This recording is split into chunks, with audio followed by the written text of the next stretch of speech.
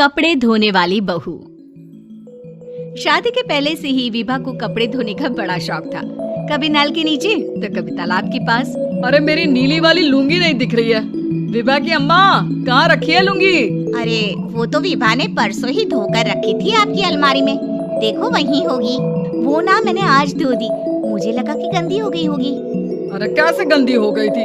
उसे तो मैंने पहना भी नहीं। हे भगवान, इस लड़की के कपड़े धोने की आदत से परेशान हो गया हूँ मैं। जितना तो घर में राशन नहीं आता उससे कहीं ज्यादा डिटर्जेंट पाउडर का खर्चा है। इसकी शादी करवा दो, शादी जाए अपने घर में ही करे काम, फिर चाहे घर के कपड़े धोने हो या पूरे गांव के। हाँ ठीक बोल रही हूँ, देखता हूँ मैं कोई लड़का। वो दिन भी आ जाता है जब विभा को देखने लड़के वाले आ जाते हैं। लड़की मुझे अच्छी लगी। होने वाली सास कहती है, बेटी अगर कुछ पूछना है तो पूछ लो। वैसे तो हमारी लड़की बहुत ही शर्मीली है, जो बोल दो वो मान लेती है, इसे क्या पूछना होगा। अरे कैसी बात कर रही हो माँ, मुझे इन लोगों के घर रहना है, सवाल तो कई है। हाँ हाँ बेटा पूछ लो ना, क्या पूछना है। आप लोगों के घर कपड़े कौन धोता है? सास का मुंह बन जाता है। देखो अगर तुम ये कहना चाहती हो कि तुम्हें कपड़े धोने नहीं आते तो सुन लो, कपड़े मैं ही धोती हूँ, लेकिन तुम्हारे आ जाने के बाद मैं रुमाल तक नहीं धोऊंगी। अरे चुप रहना भाग्यवान, बहू बेचारी घर आई नहीं, उसे डराना शुरू कर दिया। वो क्या है ना बिटिया, अभी तक तो ये कल्लू की माँ ही धोती थी, लेकिन अब तुम्हारे पापा तो दहेज में वॉशिंग मशीन देंगे ही। तभी विभा की माँ बोल पड़ती है, सवाल भी पूछा तो क्या। वैसे भाई साहब, मशीन की तो फिर भी कपड़े धोने की कैपेसिटी होती है। मतलब जो बिटिया दे रहे हैं ना विभा, इसे कपड़े धोने का बहुत शौक है। ये आप लोगों के क्या, आस पड़ोस गांव मोहल्ले सबके कपड़े धो दे और उफ तक ना करे। बाहर देखा नहीं आपने कितने कपड़े सूख रहे हैं? सब हमारी बिटिया ने ही तो धोए हैं। बस भी करो ना माँ, शर्म आ रही इतनी तारीफ सुनकर। और तो और एक दाग निकाल कर दिखाओ तो मान जाओ। हाँ अच्छा माफ करना बेटा, मैंने गलत समझा।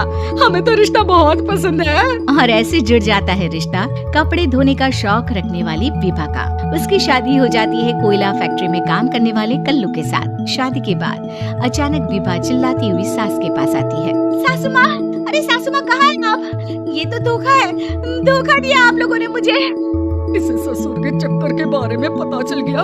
अरे तो उसमें तुझे क्यों धोखा मिला है? अरे नल में पानी नहीं आता, कपड़े कैसे कब धुलेंगे?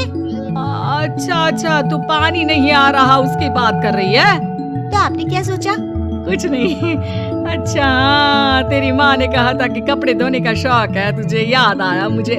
शौक शौक बोलकर कपड़े धोने वाले मेरे जुनून को कम ना आके सासू माँ, कपड़ा धोना मेरा गुरूर है।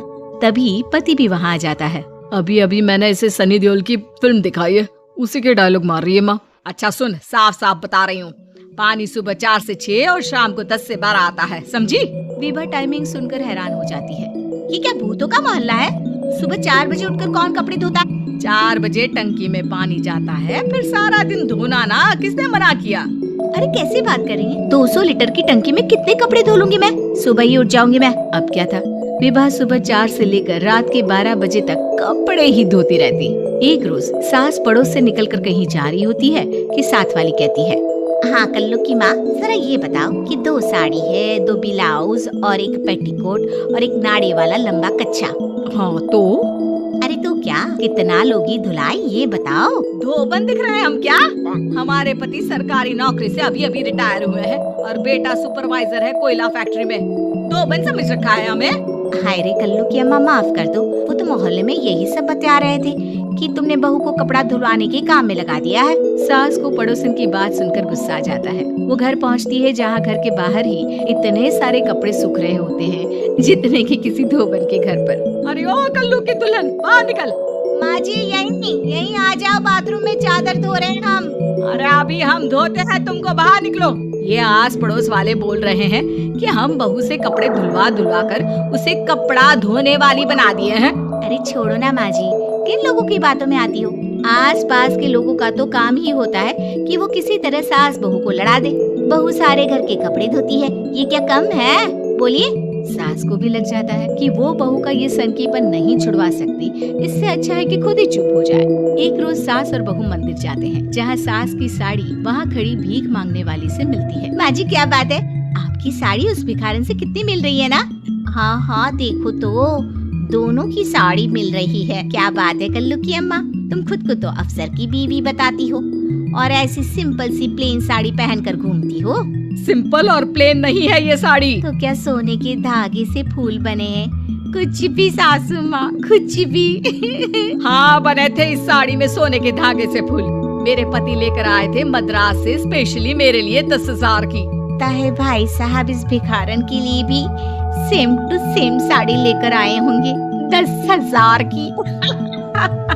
सास उस वक्त तो कुछ नहीं कहती, लेकिन बहू के साथ घर आती है और अलमारी से एल्बम निकाल कर लाती है। ये साड़ी देख रही है, ये वही साड़ी है जिसे मैंने अभी पहना था। इस साड़ी में ये जो चमकदार फूल दिख रहे हैं ना, ये सोने के धागों से काटे गए हैं। लेकिन तू लोकल वॉशिंग मशीन ब्रश से घिस घिस कर सारे फूलों को निकाल कर साड़ी प्लेन कर दी। मुझे माफ कर दीजिए सासू माँ। और तो और, जब मैंने तुझे तेरी गलती के लिए कुछ नहीं कहा, लेकिन तूने तो सबके सामने मेरा मजाक ही बना दिया। क्यों? बहू को समझ में आ जाता है कि अब से उसका कपड़े धोना बंद।